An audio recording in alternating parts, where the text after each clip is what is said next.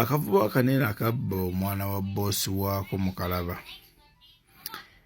bajja kukatwala ng'ebyokusaaga mbu ate postinga vidiyo bikoze bitya mbu ate kirabika ye. Alright, finally bivuddeyo eby'omwana omulenzi Shamba Boy okuwamba omwana Nyonyo video yonna ngikuletedde mu maaso awo. Mama w'omwana finally abyogedde, nkugambye bino byo njagala tubeere keen obulamu bw'ono omwana buli mu matega. Lwaki ngenda kubeera nga mbikunyonyola. Wali owuliddeko ku kigambo ekigambibwa oba ekigamba psychopath, kati gwe tulukalire naye nga tetunagendayo nyongera okujjukiza video eno gimpereka like bwe bumaze subscribing wegatte ku mukutu gwaffe guno. Olunaku olwaleero nga bwe nkugambye interviews ez'enjawulo zitandise kubeera nga zigenda mu maaso. Omwana oyo David Muchunguzi batandise kubeera nga bamu tracking buli wamu waali, era wetwogerera ssaawa zino eno waliwo hope anytime from now agenda kubeera nga akwatibwa era mu busiye taata w'omwana. Kati wano wenyini wenjagala mbabuulize nga basinga we bali mu kubeera nga bagamba mbu omwana bamutwale ku DNA ye taata mu David wamu n'omukyala bamanye ebyaddala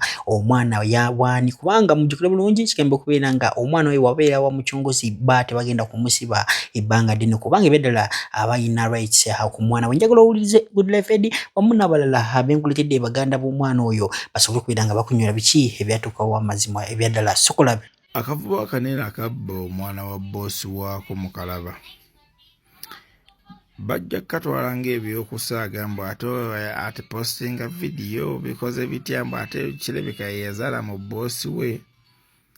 Akavubo kagende katta omwana w'omusajja bamubira bange ebikyali ebyokusaaga nti woneeno mu Kalaba kapostinga.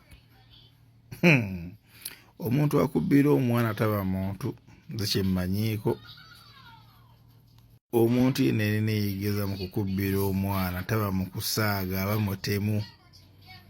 Era poliisi mukoze obulagajjavu bw'amaanyi nti omuvubuka ono aba nga akyasobola opostinga paka ne kati nga temunnaba mumukwata. Poliisi mutaddewo omuzannyo gw'amaanyi.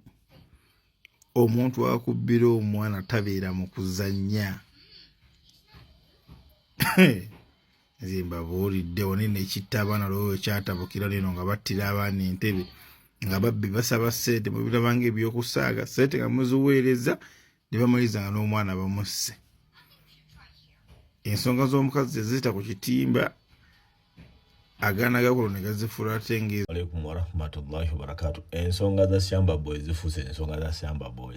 Naye buli alina Shamba Boy ewaka funamu akadde ogenda okebeze ku baana. Ekyana kyandiba eky'omutabani ayoze emmotoka. Mugenda ne mujja n'obuveera temulina budde ne muyingira mu kisenge ne mutandika okubeera mweyogeza ensonga muli ku laptop. Ono alina obudde asaawa olujja ng'ali mu vesti. Wenna akamotoka kwengedde ogudde n'amabeere mami takyalinamu budde bwo. Buli wakwatako ndeka ndi biza omulimu gulinga omulimu ndeka Allah. Shamba Boy ono buli lwakeera okuwoza emmotoka n'akeera n'ategula n'asaawa olujja amanya mami obulumye. Kati mami abeera ku balukoni n'akookunya balina enkwata gye bakwata girasi ng'asibye ettawulo ku mutwe bw'ati. N'atunuulira omulenzi oyo ayambadde akapala akampi ali mu vesti n'akomya amabeere ekifaananyi ku ddadi nga ddadi amabeere gaagwa ddadi akabuto kamulinga akandizaala. Shamba Boy ne bamutuma ku dduuka najja ayingira ng'awunya n'omuddo amaze ebbanga yaggula geeti naye nga yakola susu obunene bw'ati. Kakati mami ono olwadde kinagamba ekijja kijje laba omwana bwajjajja mu mukama we peesa. Kati omwana ono gwe bakayanira mbu baamubba. Mami tubuulire omwana ono waani? Teri abba mwana apostinga. Allah, kati omwana agenda okujja mu mukama we peesa nga gaali kasawo. N'alyoka alumiriza mukama we ogera okulaba nti kabuti situnnyo ng'ono ddadi ow'amabeere aliyo ku mulimu ali mu kunoonyaamu.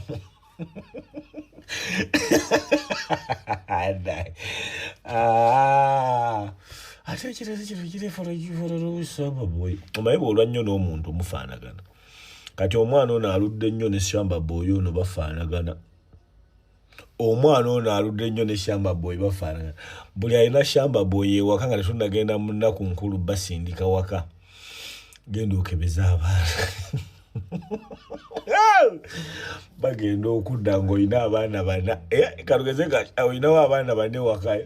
Olinako omu ali Kibuli gy'asomera, omulala ali Kitende, omulala abadde ku Jolini Academy, ng'olinako eki ku baana bana, ng'olinako ekyana eki ate kiyima wube.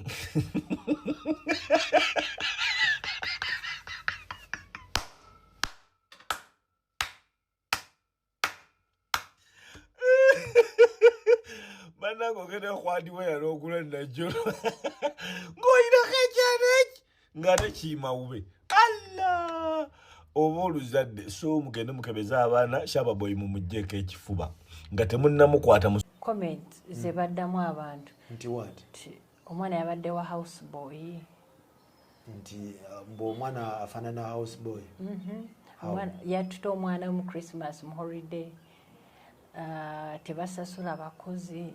Njagala okubabuulira amazima, David yadde talina kyabanja ate tetuyombangako ne David.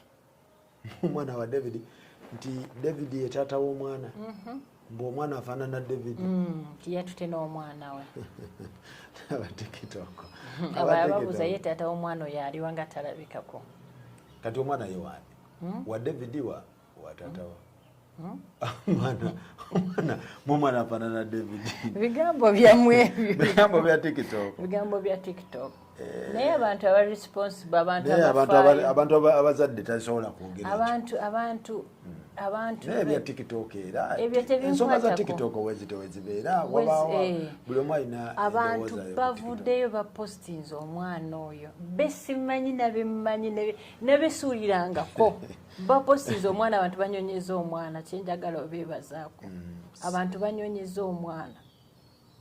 So omwana si wa David mujja leeta ate family breakdown mujja gireeta ate ne taata w'omwana atandike okufuna ebirowoozo ebirala tasobola bifuna era tumusaba taata w'omwana batawuliriza nnyo ebibuuzo bya TikTok aba TikTok we batyo abo sibafaako buli wamu babeerawo nga balina endowooza zaabwe zibateeka. Naye omwana waffe daddi we bamuyita Dr. Tumwesige Emmanuel nawe omulabi ye daddi w'oyo omwana si wa David.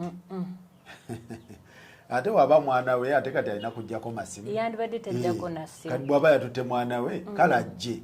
Naye ffe tusaba tugenda kwogerako n'omuwala ono naye atubuulire sayidi ye tulabenga naye nga tusaba yenna alabye ku mwana oyo nyunyu please report to the nearest police yonna ekuli okumpi. Kati kyentya okwebaka okulya bw'abakyali mulamu ne David n'olaba David kati olaba ebifaananyi bye mulaba ku TikTok David si waafaanana bw'atyo eyennyirira kamera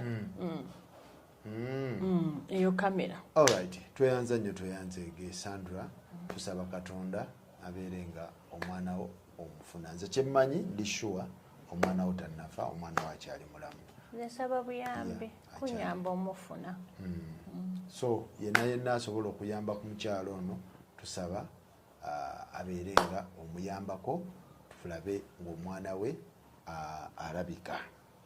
Kiruma nnyo okulaba nga omwana myaka 6 ng'agenda mu bintu by'ekiyayaayi ebiwe bityo. Tusaba n'abe byokwerinda banaye mwongeremu ku maanyi ensonga z'abaana kati ng'ezo bodaboda ebeera atya nga yatambula nga tesobola kubeera tracked eri luddawa yeetaaga kukwata bodaboda weeri then we watuwa ekiddako si weekiri Sandra bodaboda